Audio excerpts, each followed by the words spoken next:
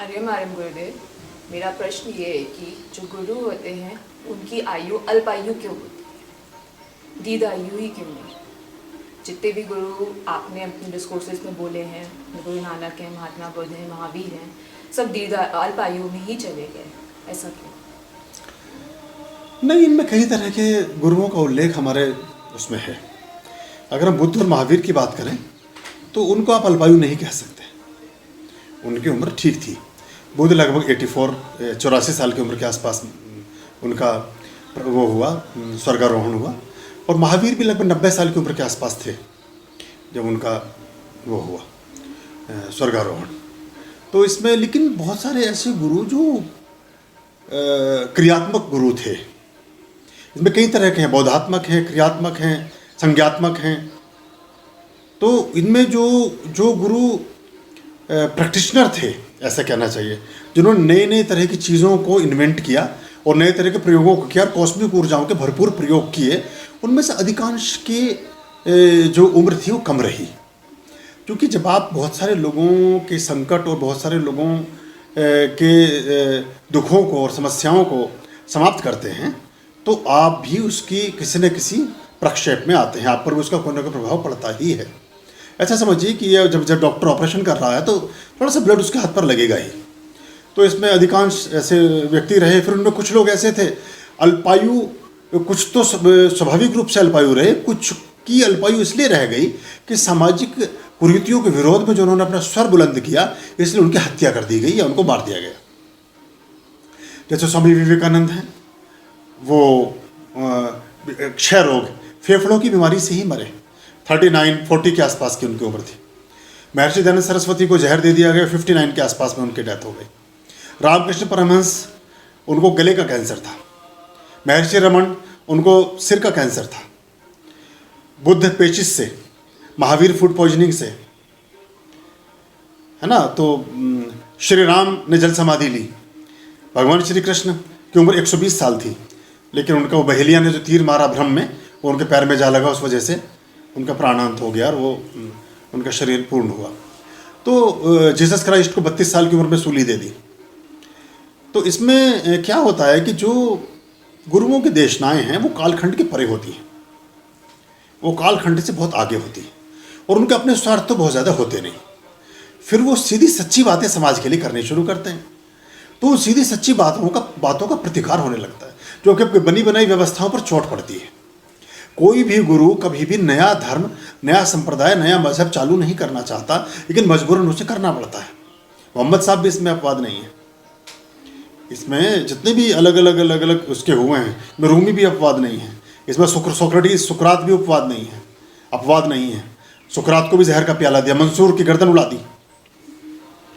तो है ना, अल-हिल्लाज मंसूर, उसने कहा कि आई एम ब्रह्मास्मि, उसने कहा मैं भी परमात्मा का प्रतिनिधि हूँ, मैं भी परमात्मा हूँ, परमात्मा मेरे अंदर भी है, तो उसको भी जो है मार दिया गया। तो ये इस तरह की चीज़ें होती हैं कि जब आप कालखंड के परे बोलते हैं और सच्चे अर्थों में आप राजनीतिज्ञ नहीं हैं, आप सच्चे अर्थों में धार्मिक व्यक्ति हैं, आप पॉलिटिशियन ब्रेन नहीं हैं, आपको कुछ और नहीं करना है। इसमें अधिकतर भीड़ ऐसे लोगों की होती है जो कुछ और करना चाहते हैं। किसी को खूब सारा पैसा चाहिए, किसी को खूब सारी स्त्रियां चाहिए, किसी को खूब सारे घर चाहिए, किसी को खूब सारा पैसा चाहिए, किसी को खूब सारा, मतलब उन्हें कुछ और उद्देश्य हैं। और धर्म अगर प्रक्षेपण है तो वो उनको समस्या नहीं आती, क्योंकि वो हर व्यक्ति के साथ अपना तालमेल बैठा लेते हैं, वो मैनेजर की तरह काम करते हैं। लेकिन जो वास्तव में धर्म का हस्ताक्षर करने निकला है और धर्म का अधिकारी है, धर्म गुरु है, सदगुरु है, उसके साथ ये संकट प्राय रहता है और रहेगा, क्योंकि वो आग उगलता है। वो जो बात कहता है वो ऐसी होती है जो लोगों को बुरी लगती है, तो उसका विरोध होने लगता है। इसलिए ऐसा प्राय हुआ है कि ये लोग ऐसा। फिर दूसरा क्या होता है, शरीर एक मशीन की तरह काम करता है। बुद्ध हो, महावीर हो, कृष्ण हो, क्राइस्ट हो, कबीर हो, सारे लोग जो भी चीज़ जन्मी है वो अजन्मा जरूर होगी, जो चीज़ पैद है वो नपैद जरूर होगी। जिस चीज़ ने जन्म लिया है उसकी मृत्यु अवश्यम भावी है। अब इतने सारे लोग पूछते हैं सब ज्योतिष में, सब चीज़ों में कि साहब ये बता, इसका क्या होगा, उसका क्या होगा, कोई चीज़। एक इतना बड़ा सच है, इतना बड़ा सत्य है, जिसको कोई भी ज्योतिषी, हर आदमी जिस सत्य के बारे में जानता है और जिसके बारे में बताना, जो प्रिडिक्शन करने जैसी है, कोई भी भविष्यवाणी को कर सकता है, इसमें कोई शंका और संदेह नहीं है। जिसने जन्म लिया है उसकी मृत्यु होगी, ये सबसे बड़ा सच है। और कभी कभी जो अब देखिए गांधी को गोली है ना, सभी को, आप जितने भी दुनिया के ये लोग आप गिनते जाइए उनको, उनका लगभग ऐसा ही हिसाब रहता है। तो चूंकि वो बहुत सारी व्यवस्थाओं का परिवर्तन करते हैं, वो परिवर्तन हमें स्वीकार नहीं होते, इसलिए नए धर्म, कोई धर्मगुरु नहीं चाहता कि वो अपना धर्म बनाए, नया धर्म बनाए, लेकिन बनी बनाई जो कुरीतियाँ हैं, बनी बनाई जो पगडंडियाँ हैं, बनी बनाई जो व्यवस्थाएं हैं, उनमें वो फिट नहीं बैठता। उनमें इतनी कुरीतियाँ, उसमें इतने आडंबर, उसमें इतने पाखंड, उसमें इतने दोष उत्पन्न हो जाते हैं कि दोष को आपको करेक्शन करना पड़ता है, उसमें कटिंग करनी पड़ती है। वो कटिंग बर्दाश्त नहीं होती लोगों से, तो फिर उसको लगता है कि इससे को मैं पुराने कपड़े को बार बार फाड़ूंगा, सिलूंगा, इससे अच्छा नए सिल देता हूँ। तो फिर वो एक नई व्यवस्था, नई परंपरा, नए संप्रदाय का जन्म होता है। तो इसमें कोई बात नहीं होती, पर ये सारे लोग बड़े कमाल के होते हैं। अब जो आदि शंकराचार्य हैं, 32 साल की उम्र में ही उनका शरीर पूर्ण हुआ, केदारनाथ में उन्होंने अंतिम सांस ली, और 32 साल की उम्र में इतना बड़ा काम कर गए कि 3200 साल की उम्र में भी लोग नहीं कर पाते हैं। अगर एक आदमी की उम्र 3200 साल हो जाए तब भी इतना काम नहीं कर पाएगा आदमी। जो उन्होंने चारों धाम की हमारे स्थापना की और पूरा हिंदू का पूरा हिंदुत्व का उन्होंने पुनरुद्धार किया आदि शंकराचार्य ने। तो ये रामानुजन, ये सब लोग बहुत अत्यंत, जितना अधिक प्रतिभाशाली व्यक्ति होगा उतनी तीव्रता से कामों को करता है। और जैसे हमारी सांसों का कोटा है, ऐसे हमारे कामों का भी कोटा है। तो कभी कभी कुछ काम भी लंबित रखने चाहिए। अगर आपने सारा ही वो कर्म कर लिया, सारा सुकर्म, सारा पुण्य, सारे वो चीज़ें कर ली जो जीवन भर में करने वाले थे, तो अब कुछ बचा नहीं है। फिर आपके वापसी की चिट्ठी टाइप होने लगती है, अब कुछ बचा नहीं आपके करने के लिए, तो आप वापस फिर उस गति में आगे की तरफ बढ़ते हैं। कॉस्मिक में तो क्या गुरु के लिए प्रोटेक्टिव शील्ड नहीं होती, जैसे आप लोग किसी के लिए कुछ करते हैं? हाँ, प्रोटेक्शन शील्ड होती है बहुत सारे, लेकिन क्या होता है कि आपकी प्रोटेक्शन शील्ड तो आपने निर्मित की, अब इतनी दुनिया के लोगों के लिए कवच की और सारी चीज़ों की बातें की जाती हैं, वो सब काम करती हैं। लेकिन क्या होता है कि अपनी जो पूंजी है, आपकी जो जमा पूंजी है, ये पुण्य की या कवच की या शक्तियों की, इसको धीरे धीरे आप खर्च भी तो करते हैं ना।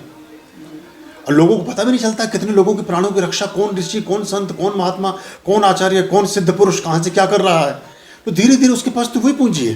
जैसे आपके पास अगर 1 लाख रुपये बैंक में है और आप 2-2, 4-4 हज़ार रुपये सबको बांट रहे हैं, तो उसकी मात्रा कम होती जाएगी ना। तो उसकी पूंजी, ये सिद्धियाँ ही उसकी पूंजियाँ हैं, ये ताकत ही उसकी पूंजी है, यही उसका बैंक बैलेंस है। तो धीरे धीरे खर्च करते करते भी फिर वो चीज़ें ऐसी होती है जिससे चीज़ें हो जाती हैं। और दूसरा, व्यक्ति जब इन साधनाओं के साथ खेलता है, जब इसमें ऐसी ऐसी प्रक्रियाएं हैं, जब आप परकाय प्रवेश की बात करते हैं, प्राकम्य सिद्धि की बात करते हैं, अणिमा सिद्धि की बात करते हैं, वशित्व सिद्धि की बात करते हैं, ईशत्व सिद्धि की बात करते हैं, लाघिमा सिद्धि की बात करते हैं, है ना। तो ये सारी की सारी जो सिद्धियां हैं, जब इन सिद्धियों के दौर से आप गुजरते हैं तो आपका शरीर एक इंस्ट्रूमेंट की तरह यूज़ होता है, और फिर आपका शरीर का शरण सबसे जल्दी शुरू होता है, क्योंकि शरीर स्थूल है, पंच तत्व से बना है। आपकी आत्मा तो सचेष्ट होती जाएगी, आत्मा तो बलवान होती चली जाएगी, आपकी आत्मा तो इतनी बलवती होगी कि वो आत्मा से परमात्मा में विलय के लिए तैयार हो जाएगी, लेकिन शरीर आपका जो है कमज़ोर होने लगता है। इसलिए जितने ज़्यादा विचारक, जितने ज़्यादा इन्वेंटर, जितने ज़्यादा साइंटिस्ट, जितने बड़े अन्वेषक, जितने बड़े गुरु मिलेंगे, वो शारीरिक रूप से कमज़ोर मिलेंगे आपको। वो बहुत बड़े आपको पहलवान नहीं मिलेंगे कभी। वो वैसे तो ठीक होगा शरीर उनका, लेकिन वो उस तरह से उनका शारीरिक बल उतना नहीं होगा जितना उनका आत्मिक बल होगा। उस आत्मिक बल के, और जितना उनका कॉस्मिक बल होगा, उस आत्मिक बल और कॉस्मिक बल के आधार पर ही वो सारा कार्य करते हैं। ओशो ने बड़ी सुंदर एक कविता लिखी जो जीवन और मृत्यु के बारे में। वो कहते हैं कि मैं जब कल मरूंगा तो तुम मुझसे मिलने आओगे, मेरे मृत शरीर से मिलने आओगे, तो अभी मैं जिंदा हूँ, अभी आओ ना। तो कहते जब मैं नहीं रहूँगा तो तुम मेरे लिए बहुत सारे पकवान बनाकर बाहर रखोगे, पितृकार्यों में, बाकी चीज़ों में। अभी मैं जिंदा हूँ, मेरे साथ बैठकर उन पकवानों को खाओ ना। जब मैं नहीं रहूँगा तो तुम मेरे लिए बहुत सारे गीत गाओगे, मेरे लिए बहुत सारे वस्त्र लाओगे, मेरे लिए बहुत सारे फूल लेकर आओगे। अभी मैं जिंदा हूँ, वो सारे फूल, सारे वस्त्र, सारी चीज़ें लेकर आओ ना। तो हम गुलशन, ओंकार गुलशन मेरठ के एक कवि हैं, उन्होंने लिखा कि गुलशन तमाम उम्र तो कांटों में कट गई, मरने के बाद लाए हैं फूलों के हार लोग। पूरा जीवन आदमी का कंठ का किरण होता है, कांटों में व्यतीत होता है, और मरने के बाद वो उस पर फूल चढ़ाते रहते हैं। देखो ना कितनी औपचारिकताएं अभी हो रही हैं। एक जानने वाले हैं दिल्ली में, उनके एक मदर एक्सपायर हो गए, 3 बेटे हैं। जब वो कोरोना पॉजिटिव निकली तो एक भी बच्चा उनको सी ऑफ करने के लिए एम्बुलेंस तक जाने को तैयार नहीं था।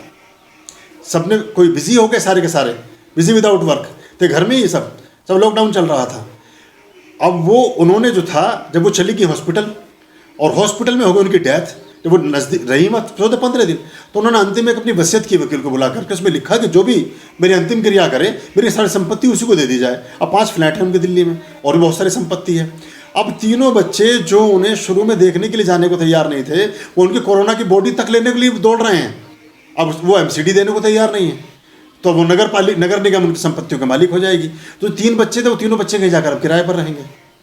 तो पता नहीं ना इस चीज़ का, तो ये सब ठाट धरा रह जाएगा जब बांध चलेगा बंजारा। तो ये सारी चीज़ें रखी रह जाती हैं। हमें हर प्रतिपल मृत्यु का बोध रहना चाहिए। ऐसे जियो कि बस 1 घंटे बाद मर जाओगे, ये अगले घंटे बाद तुम रहने वाले नहीं हो, तो कभी आपसे कोई गलत काम नहीं होगा। कभी कोई गलत, एक बहुत बड़े गुरु हुए मालोपा तिब्बत में, उनके पास उनका एक शिष्य गया। उसने उनसे कहा कि बहुत सारे कामों में, बहुत उल्टे सीधे कामों में लगा हुआ था, 20 साल से जाता था, वो चीज़ छोड़ नहीं पा रहा था अपने जीवन से, हमेशा उसके साथ जीवन में वो लगी हुई थी। तो उसने एक दिन पूछा कि गुरुजी मुझे आपको भविष्यवाणी करें, आपसे सब दुनिया के बारे में बताते हैं, मेरा आपने कभी चार्ट देखा नहीं, मेरी कुंडली कभी देखी नहीं। तो उन्होंने कहा कि कोई बात नहीं, मैं तुम्हें बाकी तो देख ही रहा हूँ, पर उन्होंने आज मेरी आप कुंडली देखिए। तो कुंडली देखी मालोपा ने। कुंडली देखने के बाद उसको कहा कि तुम 1 हफ्ते बाद मर जाओगे, तुम्हारा जीवन सिर्फ 1 सप्ताह का बचा है, और 1 सप्ताह में जो तुम कर सकते हो करो। तो वो आदमी ने पूरा सेंटेंस भी नहीं सुना, बाकी समय पूरी औपचारिकताएं करता था, पैर छूता था, दुनिया भर के काम करता था। वो सुना, शिष्य ने सुना और सुन के सीढ़ियाँ उतरते तुरंत दौड़ता अपने घर पहुंच गया। पूरी भविष्यवाणी भी नहीं सुनी, घर पहुंच गया। और घर पहुंचने के बाद सबसे पहले रास्ते में जो भी जिनसे झगड़े कर रखे थे सबसे माफ़ी मांगता हुआ, किसी से पैसे ले रखे थे उसको उधार देता हुआ, किसी को कभी गाली दी थी उसको जाकर माफ़ी मांग ली, किसी का कोई सामान लूट के ले आया था वो जाकर के वापस दे आया। सारा काम उसने करना शुरू किया। वो काम जब उसे लगा कि अगले हफ्ते अगले संडे को मैं नहीं रहूँगा, और संडे को जाकर 4-5 हज़ार बजाकर फूल लगा करके लेट गया कि अब मेरे जाने का समय हो रहा। तो गुरु ने तो खेल किया था ये। वो मुस्कुराते हुए पहुँचते हैं मालोपा उसके घर, बोले हाँ क्या हाल है भाई। तो वो लेटा हुआ है, बोले जब जाने का टाइम हो रहा है। बोले जाने का नहीं, और तुम्हारे जीवन को जीने का टाइम शुरू होता है। ये तो मैंने तुम्हारे साथ एक मजाक किया था, लेकिन इस एक मजाक ने तुम्हारे पूरे जीवन को बदल दिया। 1 हफ्ते में तुमने सारे पाप धो लिए अपने, तो तुम्हारी उम्र अब आज से बढ़ गई। अब तुम जो है पूरा जीवन अच्छा जियो, और ऐसे ही रहना कि जैसे बस हम मरने वाले हो, चारपाई लगी हुई है। तो ये परसेप्शन, अब सारे लोग इतना कोविड में मर रहे हैं, कोरोना में मर रहे हैं, सबसे ज़्यादा तो लोग बेड पर मरते हैं, फिर भी रोज़ बेड पर ही सोते हैं। इस पूरी दुनिया में हर आदमी चारपाई पर मरता है, फिर भी रोज़ चारपाई पर सोता है। तो जीवन के प्रति आशान्वित होना चाहिए। ये तो हर चीज़ से खतरा है, हर बात से खतरा है। तो भय मुक्त होना भी बहुत सारी बीमारियों से मुक्त हो जाना है। कोई बात नहीं है, जब उसकी चिट्ठी आए, नाचते गाते हंसते मुस्कुराते जाना चाहिए। इसमें इतना रोने, कोई कौन है अजर अमर, कौन रहेगा सदा सर्वदा। जब जाओ ढोल ढपाड़ों के साथ जाओ, हंसते नाचते गाते जाओ, और ऐसे लोगों को भेजना भी चाहिए। मृत्यु भी एक उत्सव है, और हर सद्गुरु मृत्यु ही सिखाता है। आपके बुरे कर्मों की मृत्यु, आपके बुरे व्यसनों की मृत्यु, आपकी बुरी चेष्टाओं की मृत्यु, आपके बुरे विचारों की मृत्यु, आपके बुरे संस्कारों की मृत्यु, आपकी हर उस बुराई की मृत्यु जब हो जाए तो फिर जीवन का एक नया जन्म शुरू होता है। तमो सद्गमय, असत से सत्य की ओर, तमसो मां ज्योतिर्गमय, अंधकार से प्रकाश की ओर, और मृत्यु और मां अमृतम गमया, मृत्यु से अमृत की ओर। ये सबसे बड़ी यात्रा है, ये फिर प्रारंभ हो जाती है व्यक्ति की। Anything else? आर्यं शरणं शुभमस्तु, संभव करणं अरमस्तु। आर्यं शरणं शुभमस्तु, संभव